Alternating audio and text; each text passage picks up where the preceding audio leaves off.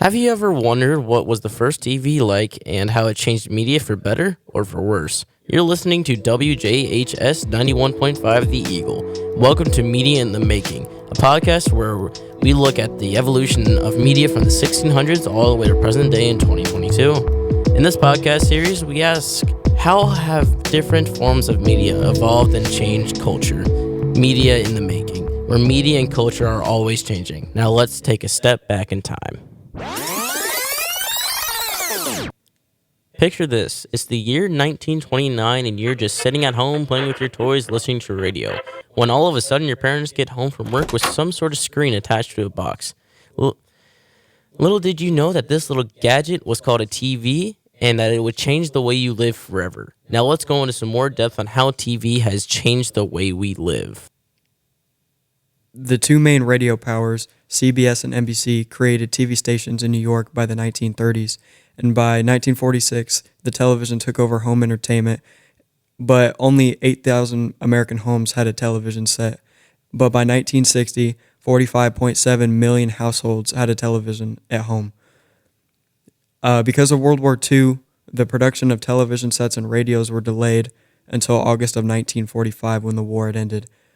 The television completely reshaped the way that both children and adults spent their time at home. It changed the way that information was transmitted to the public from listening it to the radio and on television. Yeah, because that alone was a major game changer. Like, I remember seeing movies where everyone would be gathered around the radio, like listening to like a presidential speech, or like another kind of example of that is just people kind of going into the more sports side.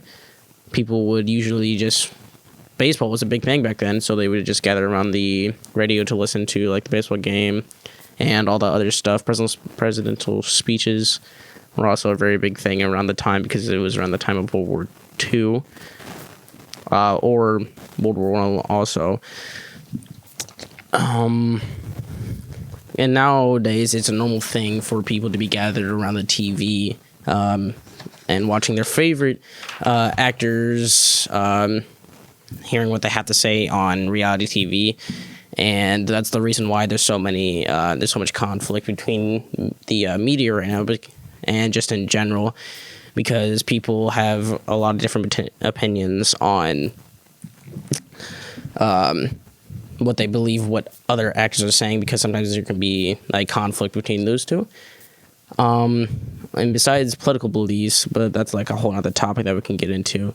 Going back to the World War II setting, TV let the citizens listen and see what was happening during the war from a camera crew that was on the battlefield with the soldiers at that time. There was another company called RCA, and they gave TRK-12 television sets to the hospitals for injured servicemen. The television only had two smaller channels, and they also developed a iconoscope camera that was used in remote-controlled glide bombers, and then were later put in B-17 bombers.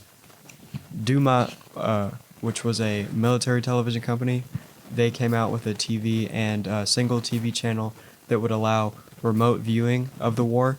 There was another man named Lee DeForest. He proposed a television-controlled bomb, and a lot of the engineers that were originally working on the radio and the television changed their focus of work to work on radar and communication systems for the military. All right, going back to more like the media and mass media side of things of television, I believe that TV, or the people that control the TV, like the government, news networks, and all the other people like that, can pretty much control the masses and the mass media. Because if you really think about it, most things that go on TV, or mainly news networks, are what the news networks decide to put on there, and pretty much what kind of side they lean for on the government. Like CNN, for example, is more liberal side than most news networks, so they're more biased towards the liberal side, or like the left hand. And they're going to be showing good things about that when other news networks aren't so biased to either side, and they show good for left and right. So that's more of like kind of like Fox News and all the other all those other news networks.